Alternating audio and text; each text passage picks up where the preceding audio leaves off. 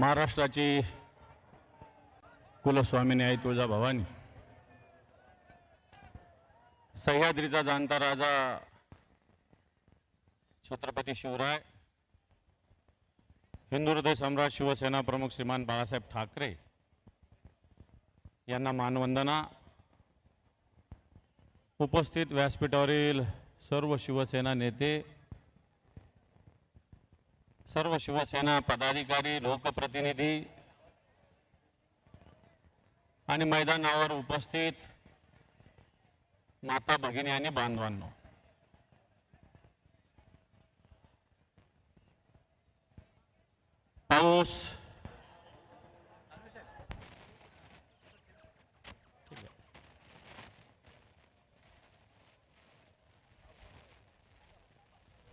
पावसामुळे माईक थोडा बदलला जातोय, त्यामुळे 1 मिनिट थांबा।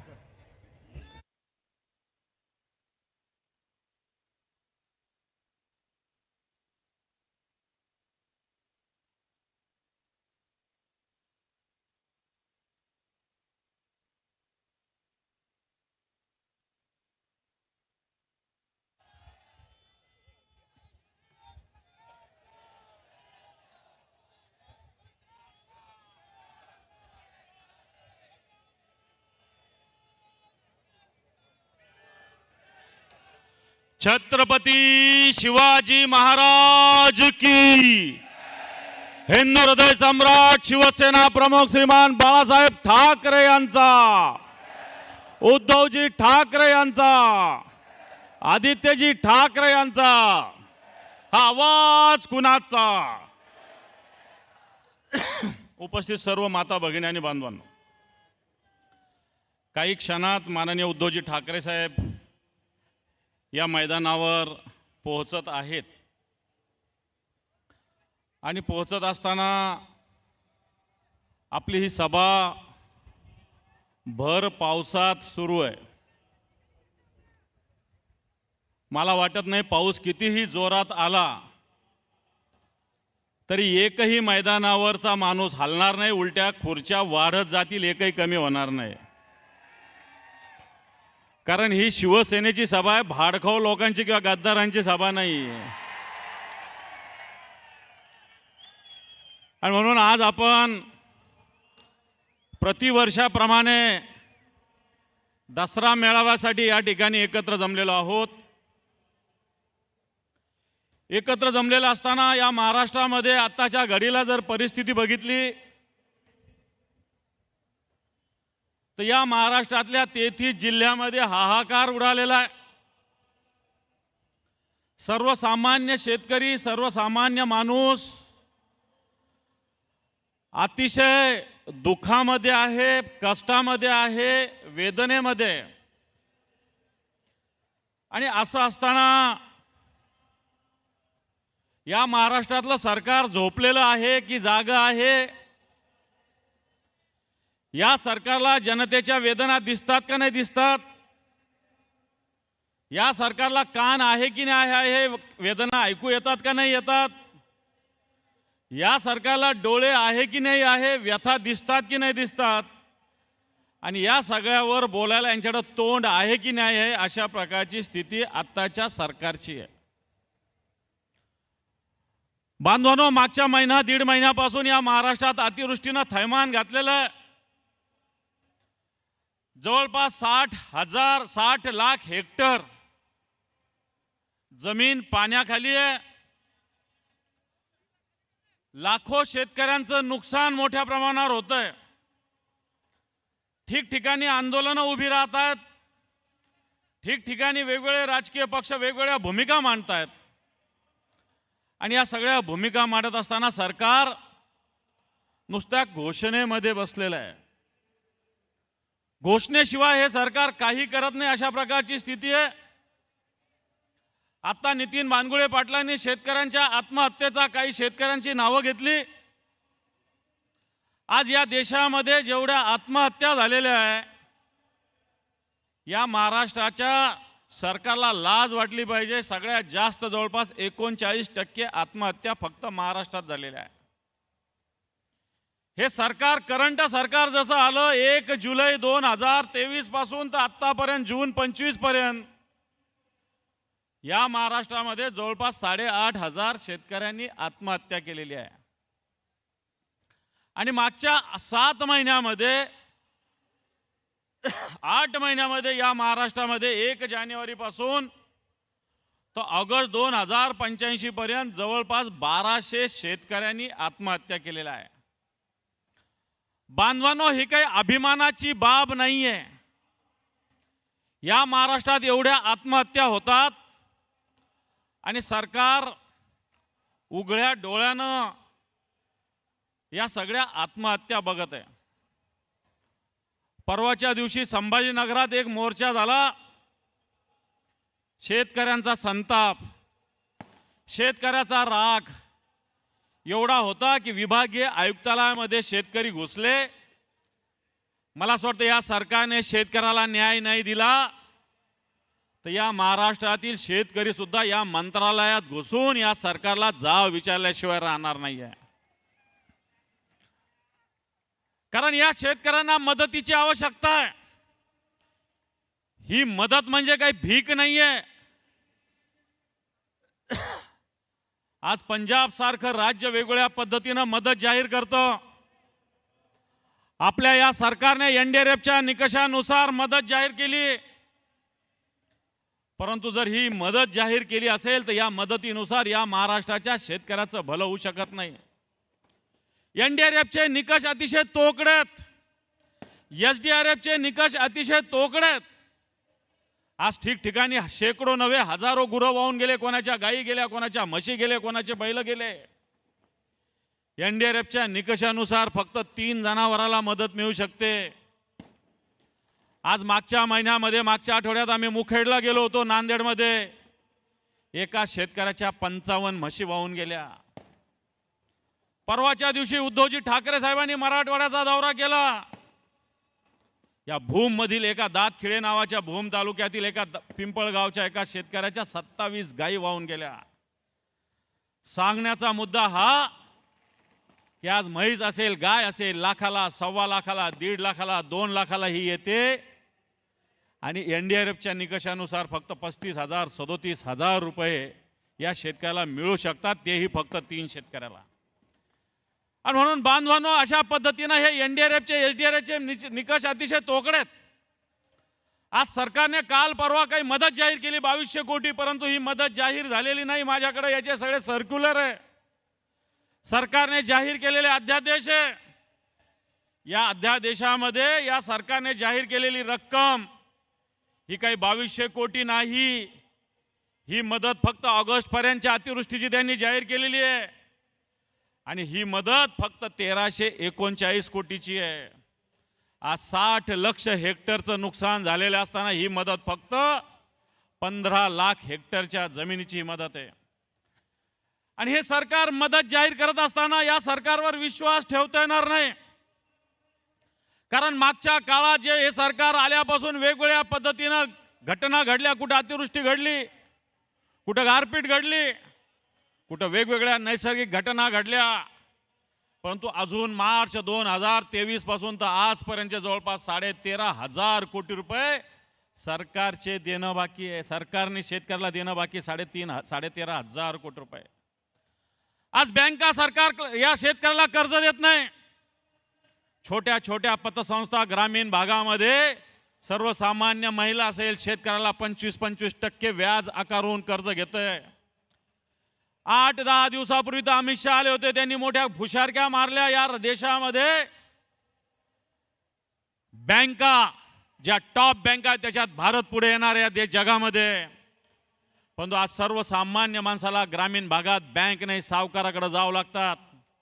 छोट्या छोट्या स्मॉल फायनान्स कंपन्याकडे जावं लागतं। या फायनान्स कंपन्या 20-20, 25-25 टक्क्यांनी कर्ज देतात। आणि म्हणून बांधवांनो, हे सरकार आताच्या घडीला जे मदत जाहीर करतं ही अतिशय तोकडी आहे। बांधवून या सरकारने आणखी आपल्या टाळूवरचं लोणी खाण्याचा निर्णय काल परवा घेतलेला आहे. ऊस उत्पादक शेतकऱ्याचं जे कारखान्याकडे पेमेंट आहे, या प्रत्येक टनातून 15 रुपये सरकारने मदतीचे घेण्याची घोषणा केलेली आहे. प्रति टन 15 रुपये म्हणजे कर्जमाफी सोडा, आपल्या शेतकऱ्याच्या पैशावर डल्ला मारण्याचं काम हे आताचं सरकार करतंय. मागच्या वर्षी 854 लाख मेट्रिक टन ऊसाचं उत्पादन झालं होतं. 854 लाख मेट्रिक टन. या वर्षी सुद्धा 950 लाख मेट्रिक टन ऊसाचं उत्पादन होण्याची शक्यता आहे. आणि या प्रत्येक टनामागे 15 रुपये सरकारने काल परवा घोषणा केलेली आहे. प्रत्येक शेतकऱ्याकडून 15 रुपये पर टन घेणारे तुम्ही हिशोब करा.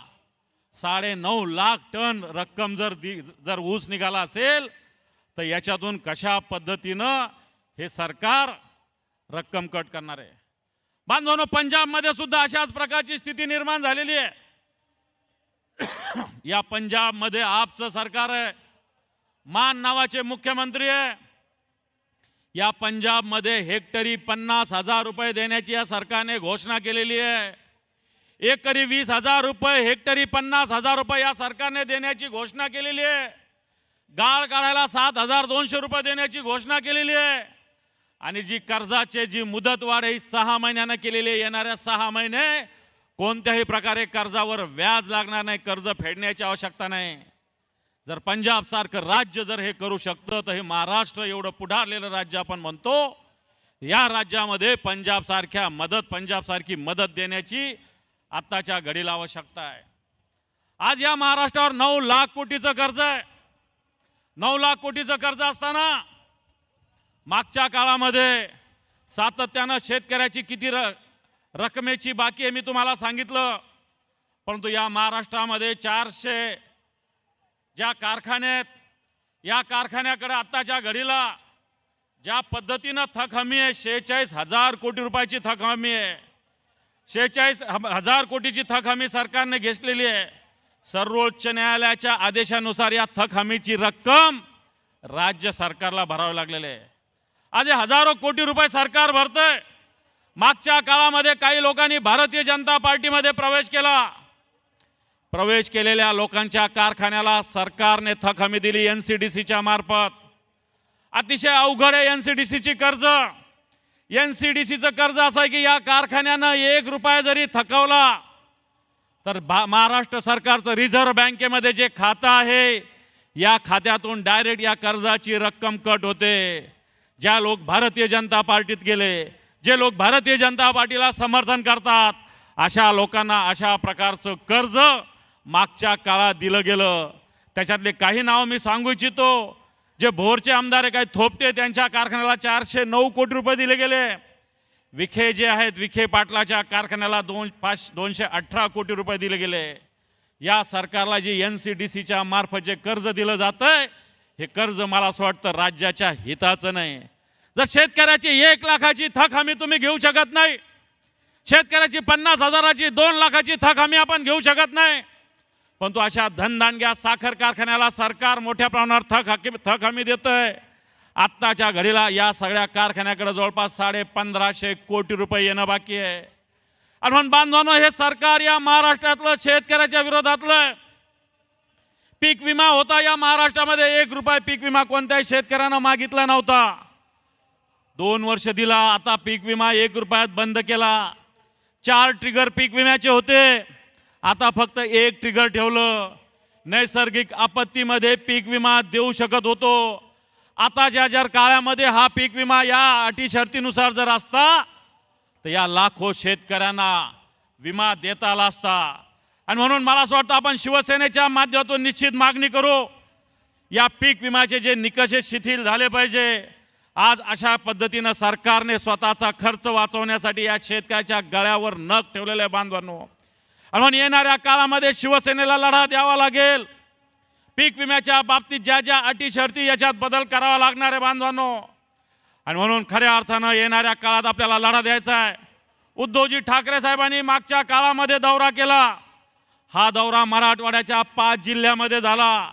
या लातूरमध्ये ते गेले, धाराशिवमध्ये गेले, बीडमध्ये गेले, जालन्यामध्ये गेले, संभाजीनगरात गेले। गावगाव उद्धवजी ठाकरे साहेब थांबले, मोठे बूट घालून। चिखलात जायचं नाही असं नाही, शेतकऱ्याच्या शेतामध्ये गेले, शेतकऱ्याच्या व्यथा ऐकल्या, शेतकऱ्याच्या कथा ऐकल्या। उद्धवजी ठाकरे साहेबांनी रात्री उशिरापर्यंत दौरा केला आणि खऱ्या अर्थानं शेतकऱ्याचं दुःख जाणून घेतलं। आणि या काळात शेतकऱ्यांनी कोणती आठवण करून दिली असेल तर उद्धवजी ठाकरे साहेबांनी केलेली 2 लाख रुपयाची कर्जमाफी। आजही शेतकऱ्याला ही 2 लाखाची कर्जमाफी आठवते।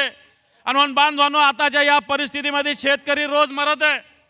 शेतकरी रोज मरत असताना त्याचा 7-12 कोरा होण्याची आवश्यकता आहे। आज मंत्री वेगवेगळ्या मंत्र्यावर मोठ्या पद्धतीने कर्ज आहे, पण तो शेतकऱ्याचं कर्ज माफ होत नाही।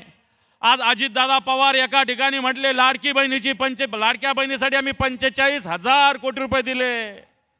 लाडक्या बहिणीसाठी 45,000 कोटी रुपये दिले, पण तो या लाडक्या बहिणीचा नवरा आज मरतोय, या लाडक्या बहिणीचा बाप आज मरतोय, या लाडक्या बहिणीचं कुंकू पुसलं जातंय, या लाडक्या बहिणीच्या लेकरा बाळाचे दप्तर वाहून गेले, या लाडक्या बहिणीच्या लेकरा बाळाला खायला अन्न नाही।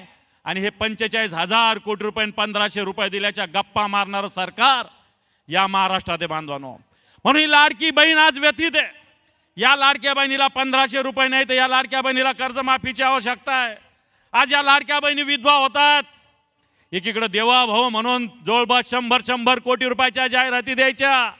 कोणती साइन पोस्ट कंपनी 100 कोटीच्या जाहिराती दिल्या। राऊत साहेब, तुमच्यावर फक्त 15 लाख रुपयाचा आरोप टाकून तुम्हाला जेलमध्ये टाकलं।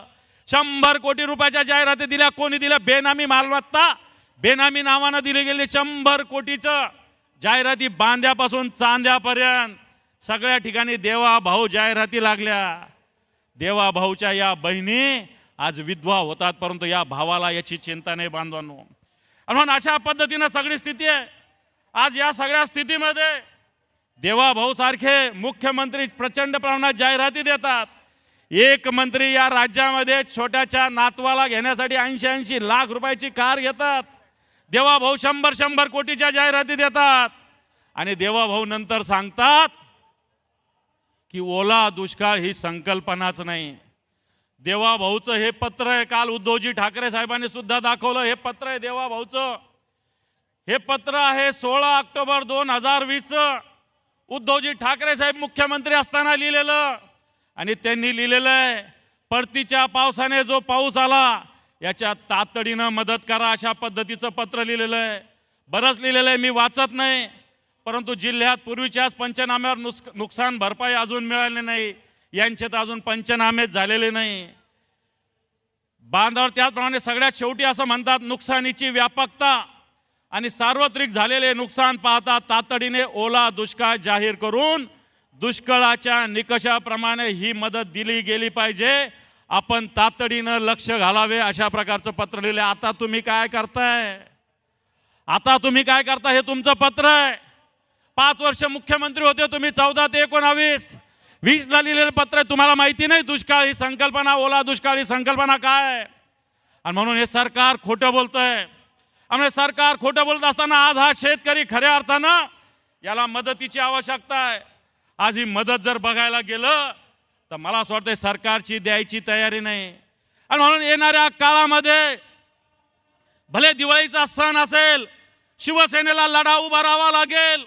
हा लढा शेतकऱ्यासाठी असेल, हा लढा असेल शेतकऱ्याच्या कर्जमाफीसाठी, हा लढा असेल पीक विम्याच्या वेगवेगळ्या अटी शर्तीसाठी, हा लढा असेल हेक्टरी 50,000 रुपये मदत मिळाली पाहिजे याच्यासाठी। हा लढा शिवसेनेला करावा लागेल। आणि मी 100% सांगतो, हा दसरा झाल्यानंतर शिवसेना या महाराष्ट्रात हा लढा उभा केल्याशिवाय राहणार नाही। आज आम्ही मागणी करतोय, ही मागणी करत असताना जिल्ह्यावर जाऊ, तालुक्याच्या तहसीलवर जाऊ, वेळ प्रसंगी मंत्रालयात घुसू, परंतु या सरकारला शेतकऱ्याला न्याय द्यायला आम्ही भाग पाडू। म्हणून बांधवांनो, या मेळाव्याच्या माध्यमातून शिवसेनेचा हा मेळावा विचाराचा मेळावा आहे, 80% समाजकारणाचा मेळावा आहे। शेतकरी या समाजाचा, या महाराष्ट्राचा मुख्य घटक आहे आणि शेतकरी व्यथित असताना, शेतकरी दुखी असताना ही शिवसेना थांबू शकत नाही। आणि म्हणून येणाऱ्या काळामध्ये या दसऱ्याच्या निमित्तानं आपल्याला संकल्प करायचा आहे, उद्धवजींच्या नेतृत्वाखाली येणाऱ्या काळात एक व्यापक लढा करू आणि या शेतकऱ्याला न्याय देण्याचा संकल्प आपल्याला करावा लागेल। उद्धवजी ठाकरे साहेबांनी दिलेली 2 लाखाची कर्जमाफी, कर्जमुक्ती आपल्याला आठवावं लागेल। ही कर्जमुक्ती खऱ्या अर्थानं या महाराष्ट्राला ऐतिहासिक ठरली होती। आज या सगळ्या कर्जमाफीच्या बद्दल हे सगळे लोक स्वतःचे शब्द फिरवतात, पण तो शब्द फिरवत असताना मला असं वाटतं यांनी सरकार यायच्या आधी काय काय बोलले लक्षात ठेवा, आता काय काय बोलतात लक्षात ठेवा। आणि म्हणून बांधवांनो, ह्या सगळ्या विषयामध्ये शिवसेना शांत बसू शकत नाही। पंजाबने ज्या पद्धतीनं लढा दिला, पंजाब ज्या पद्धतीनं या सगळ्याला शेतकऱ्याला मदत करते, म्हणून ही मदत येणाऱ्या काळामध्ये सर्वसामान्य जनतेला मिळण्याची आवश्यकता आहे बांधवांनो। आणि म्हणून ही मदत मिळवण्यासाठी आपल्याला लढा द्यावा लागेल। हा लढा करत असताना शिवसेनेनं ज्या पद्धतीनं उद्धवजींच्या नेतृत्वाखाली एक कर्जमाफी केली होती, येणाऱ्या काळात सुद्धा ही कर्जमाफी आवश्यक आहे। मी फक्त एक व्हिडिओ एक अर्ध्या मिनिटाचा आपल्याला ऐकवतो।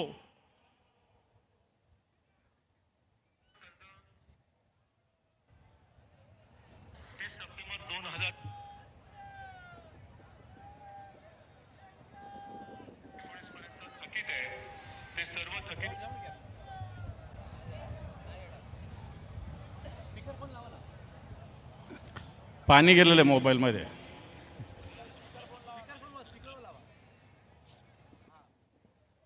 कसं लावतं?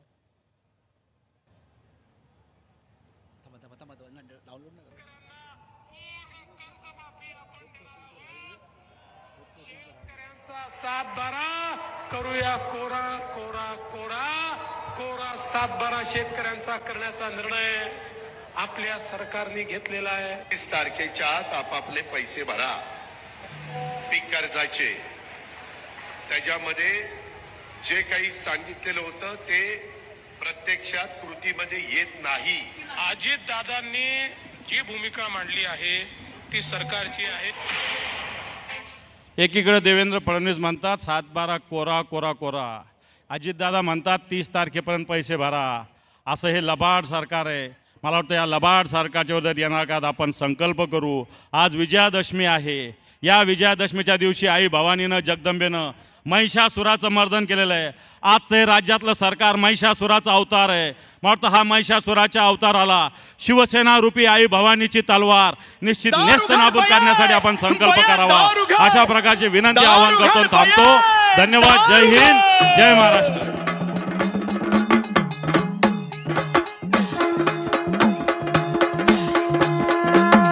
सत्वरी भुवरी ग अंबे सत्वरी भुवरी, सत्वरी भुवरी ग अंबे सत्वरी भुवरी। पक्षप्रमुख आदिमाय तू ये, आदिशक्ती तू ये। शिवसेना पक्षप्रमुख आदरणीय उद्धव साहेब ठाकरे यांचं आगमन झालेलं आहे।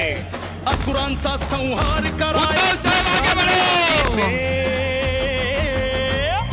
सत्वरी भुवरी ग अंबे सत्वरी भुवरी। मी विनंती करतो उद्धव साहेबांना की त्यांनी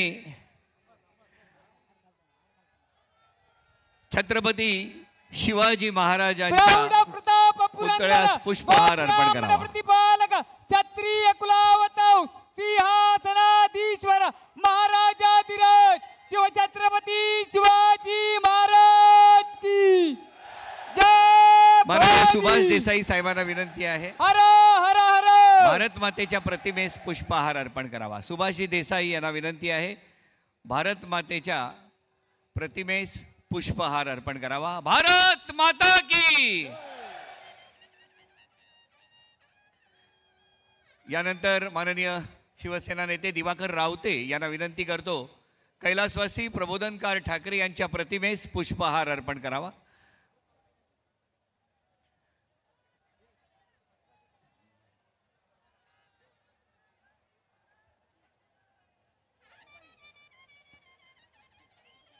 माननीय चंद्रकांतजी खैरे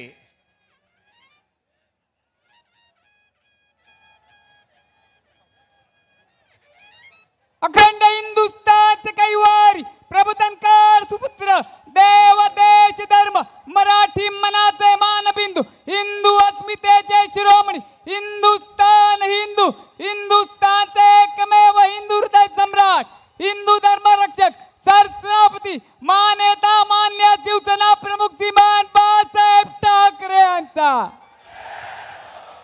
नेहमीच्या परंपरेप्रमाणे शस्त्राचं पूजनही आदरणीय उद्धवसाहेब ठाकरे यांनी केलेलं आहे. शस्त्रपूजन झालेलं आहे. या मेळाव्यात रश्मी वहिनी आणि तेजस्वी ठाकरे हे सुद्धा आता उपस्थित आहेत. शिवसेना नेते आदित्यजी ठाकरे यांचं आता मंचावरती आगमन झालेलं आहे. सर्वांना विनंती आहे, या प्रवेशद्वारावर जी आपण गर्दी केलेली आहे, माँसाहेबांच्या पुतळ्याच्या शेजारी प्रवेशद्वारावर आपण प्रचंड गर्दी केलेली असल्यामुळे बरेचसे शिवसैनिक बाहेर आहेत. अगदी सेनाभवनपर्यंत हे शिवसैनिक थांबलेले आहेत.